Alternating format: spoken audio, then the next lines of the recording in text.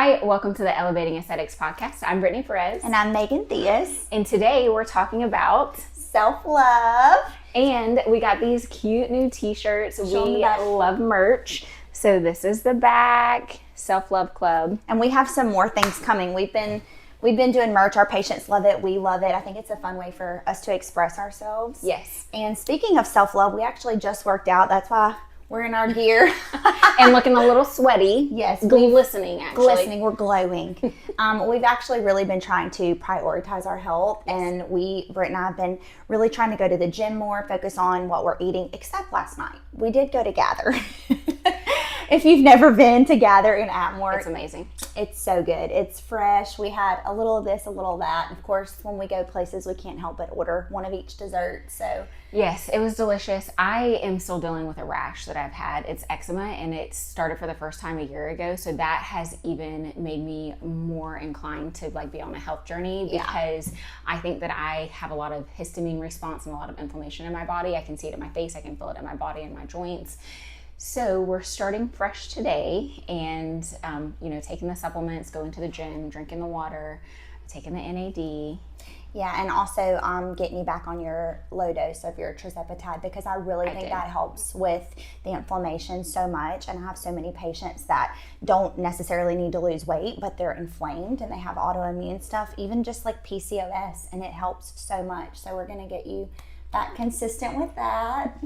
I did take a dose last night. I took 10 insulin units, which is a baby dose. Yeah, so that's perfect. And I actually take a microdose myself. I used to do it weekly, and then for maintenance now I just do once every 3 weeks, and it honestly makes me feel so good. I think there are so many amazing benefits, and I think it helps you too. So I think so. What do you think about the new retatrutide? I'm excited about it. I know that right now it's going through the second phase of FDA approval, and I hope when it hits the market that we can get our hands on it because there are additional benefits to that one, and I think it's going to be great. I cannot wait to try it. And it's so hard because a lot of peptides that we want to try are currently just research grade, and we have to do the right thing, and we can't just give patients things that we don't know about all the way. So I'm excited, and I hope that it gets approval soon. Yeah, I hope so too. I want to try it for myself for sure. And then also I've been doing Sermorelin, and I'm on my second vial, and I'm almost out. So I'm going to try to do Tesmorelin or Ipamorelin this time just to see how I feel and if that makes a difference. But I feel like we've done really, really good. It's hard because we travel a lot. You just got back from a 6-day little trip. I'm tired. I'm tired. Recovering still. This was our first morning off, and we both were we're going to sleep till 10. And we did. We stayed in bed till 10. We were up, but yeah, for sure. That's part of self-love. Sometimes you have to bed rot a little bit. You have to bed rot, and you have to travel, and you have to do things that make you happy. And it's good to be in the gym and be consistent, but you also have to take a break sometimes and do things with your family. So yeah, it was great. I really enjoyed it.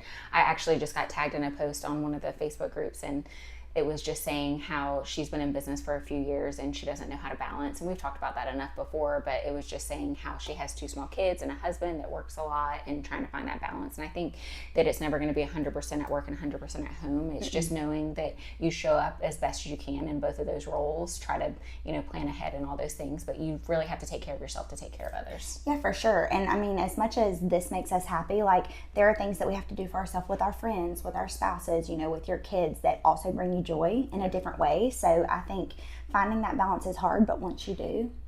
Yep, it's worth it. It's worth the wait. That was our sermon. Oh my gosh. So we just went to church at Church of the Highlands. Britt and Tanya had never been, and I love Church of the Highlands. So we went to Daphne on Sunday, and the message was, it's worth the wait. It was. And I was literally bawling, crying throughout the service because I felt like it stands true to me because I worked so hard to get here. And the last 10 years, I feel like I've been kind of in this waiting game, there's something else for me. I don't know what it is, but I wanted this, and then it just kind of came to fruition. So it's totally worth the wait. And that's how I feel about Mila. I've had a lot of great jobs, but there was just always something missing until we created Mila, and it's been worth the wait. It's been a lot of trial and error and a lot of hard times, but if I would have known that I had to wait 10 years to have this, I would have done it again. And listen, speaking of self-love, the Mila glow up is so real. You and I were literally just talking about this in text message.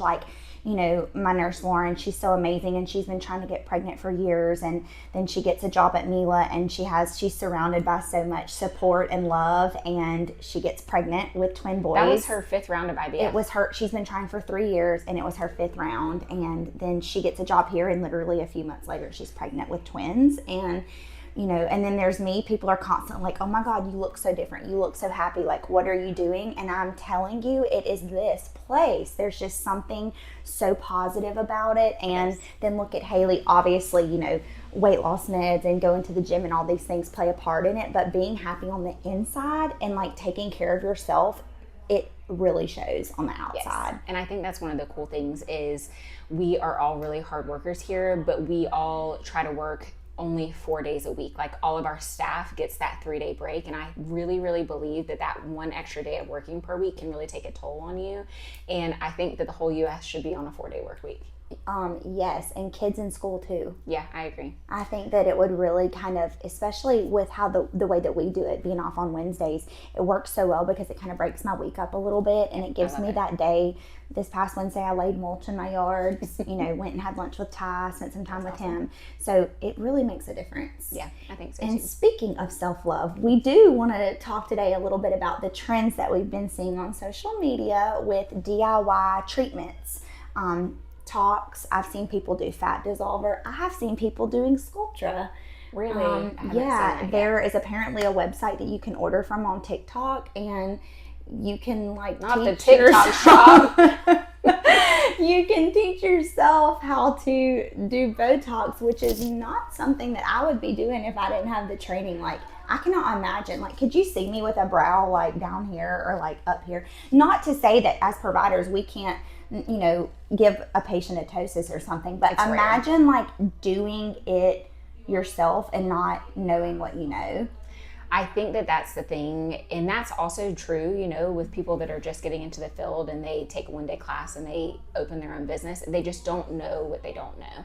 And I think that whenever people are injecting themselves, sometimes it comes from seeing us injectors injecting ourselves, and it can look really easy. So I've tried to keep my injection videos of myself on my Patreon for just educational purposes, because I think that can allow people to see, like, they think it's easy and they don't understand all the years of anatomy knowledge that we have.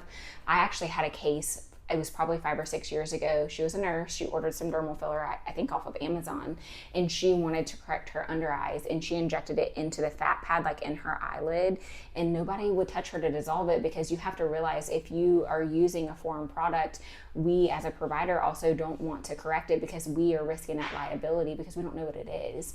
And so if you get into a situation where you have an anaphylactic reaction and you're doing your own tox at home, because it is still botulinum. Like, we have crash kits here. We have all the things you need, not to scare people, but you can have any reaction to anything. Like, some people are allergic to water. I've said that before. So it's something that I personally choose not to do at home. I'll do my press-on nails, maybe put a little box color on, but medical injections, I would not do. I mean, I've been injecting 2 years and I still don't inject myself. Like, I let you do it, and or Katie, and I'm just, because that's just something, this is your face. I mean, this DIY lip filler, I don't think that people know what can happen if it's not done correctly. I mean, and even if they're doing it correctly or they've trained themselves, things can still happen. Like, if you get a vascular occlusion, do you know how to reverse that? I mean, we have seen recently a few really bad VOs. And the patient's lip was black from necrosis. So it just is really scary to think that people are ordering from a website. And I've been reading comments, because obviously it's popped up on my FYP, so now it's like in my algorithm. I've got to figure out how to get that off. But I have seen people commenting on, oh, well, why, you know, would I pay XYZ when I can get it for this and do it for myself? But what they don't understand is, when we charge, first of all, we have to purchase the product ourselves. But then when we charge, we're charging for the service, the stuff that we use, the alcohol, the needles, like the gauze, all the things that go along with it. We're not the malpractice. Like, we're not just making up this random cost to overcharge people. So I think a lot of people are, when I'm reading the comments, it's like, oh, I'm paying all this money and it doesn't last. So they're getting this tox from Korea, which that's a whole nother thing. I don't know how to correct products that come from another country, because I don't know what's in them. So if you do that, get in the fat pad, have a VO, how do we fix it? We don't know. I think, and I've seen a couple of those videos in the comments of people that are doing it themselves. It says, well, injectors can make mistakes too, which is true. But again, the reality is that we know how to handle it. If you have an anaphylactic reaction, we have an EpiPen, we have all the medications. If you have a vascular occlusion, we have the Hylenex. If you have a nodule or something like that, we have the medications to fix it. And I think what's going to start happening in our industry, because self-love at home by Self-care DIY. toxing and filling themselves, what's going to happen is our industry is going to start requesting records. So if you have been to another practice and you've had any work done, you've had filler, you've had tox, whatever it may be, I think even within Mila, we're going to start requiring a record request, because we can tell if you've had something done. Not tox necessarily, because that goes away after 3 months, right. But we can tell if you've had filler or other procedures done. And I think just for the safety of our business moving forward, in other businesses, it would be smart to have someone sign a record request. Yeah, I mean, I'm even leery sometimes about putting filler on top of other provider stuff that I don't know what they used, let alone a just random person who's, works at a school or something. I'm just making up a random thing, but they're just injecting themselves. They don't know what's in these products. The box may say it's Sculptra, but really is it? If it's coming from Korea or wherever, we don't know. And even as a provider here, when there are other people injecting and I don't know what it is, I'm sometimes like, that's why I feel like provider hopping sometimes is also an issue. We've talked about it before. We don't know what they're injecting. And it's the same when people are doing it themselves and they're getting it from other countries. I don't know what it is. Yeah. So how do we protect ourselves, I guess, as an industry, is one of the primary questions. And I'm asking, to other injectors and other businesses, do we start requiring a new patient that's had work done before? Do we require them to have a record request? Like, I feel like that's our right as a medical provider to know what we're laying product on top of.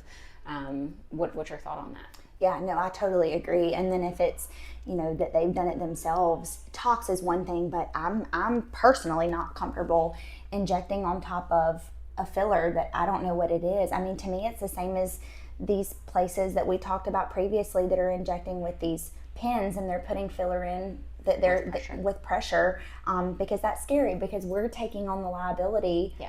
What if something happens? What if the products don't interact well with one another? Yeah, then it's on us, because we're the last person that touched them. And you really have to require it for everyone, because not everyone's going to be forthcoming and tell you that they injected themselves, especially if places start requiring, you to not be self-injected in order to treat.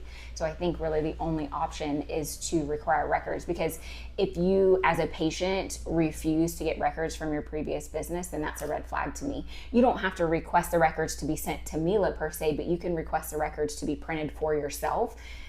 For any reason. You could just want it for yourself. And I think that moving forward, as DIY becomes more popular, that's just going to be a policy that we end up putting in place. Yeah, I totally agree. I personally have had hours and hours and hours and thousands of dollars spent in training, and there's still some things that I'm like, let me double check on this before I do it. So I can't imagine watching someone on YouTube or reading, a 5-minute article and then going and injecting someone. It's scary. And it's going to keep happening. It is. And, I think that it's going to become more popular because there are certain states like Texas that will train anybody. And I know they're trying to put more regulations down for that. But it's really, really difficult as a patient knowing who to trust in the industry too. So, my fear is that people are going to not just DIY themselves, but they're going to start DIYing their friends. They are. I've and seen that too. And that becomes even more of a concern with safety. What are your thoughts as far as correcting someone who has done DIY and they have an interaction, or they have, a ptosis or a VO? How do you feel about them coming to you for correction or treatment?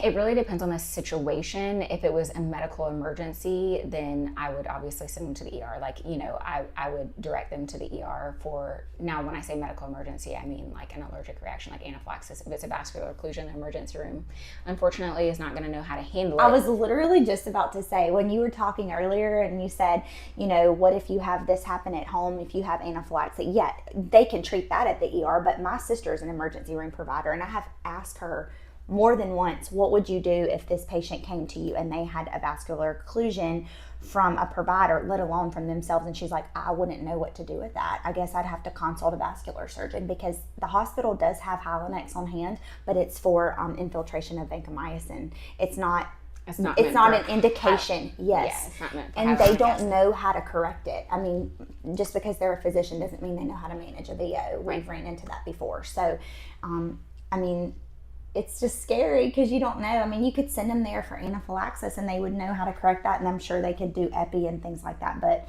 Hylenex for a VO, I mean, they wouldn't really know how to fix it. I'm surprised that people aren't more nervous to do that. But I mean, I think it's because they don't know what they don't know, and they haven't seen an adverse reaction. They haven't seen a vascular occlusion up close and personal like we have. yeah. A rotting lip. Once you see it, you can't unsee it. Seriously, it's not good. So anyway, we just wanted to chat about that. And I mean, I'm not knocking people that are doing things, and I know times are tough and it's expensive to invest in your face, but at the end of the day, I feel like it's better to wait and, you know, put some money aside and save money and see a provider. And we're not saying you have to come and see us, but just see someone who is certified, who does know what they're doing and can treat something when it goes bad, versus just spending the money to get a product you don't know what it is and trying to inject yourself, because so many things can happen. Yep, I totally agree. We want you to practice self-love, but just do it in other ways. Save money in other places, whether that is, you know, maybe eating out a little bit less or skipping one of those Starbucks in your week. The place to save money is generally not your face, and it could mean life or death. I mean, honestly. No, truly. And I tell people all the time, you know, I have a budget. I have a budget myself, and I tell patients all the time, tell me what you have as far as a budget goes, and we can work towards that. I mean, we make treatment plans here. That's one of the things I love about our providers, is that we're pretty consistent about making a treatment plan, putting the prices down. We give them a quote, and then they, you know, can schedule how it works for them with their finances. Do it over time. Yes, and it is an investment to do things in your face, but it's money well spent when you know that you're going to someone who's going to take care of you, and if something goes wrong, they know how to fix it. Yes, in my opinion. And Megan and I have care plans, so that'll be something we'll talk about next We're about to go and start on it right now. So we will see you next time. Have a good day.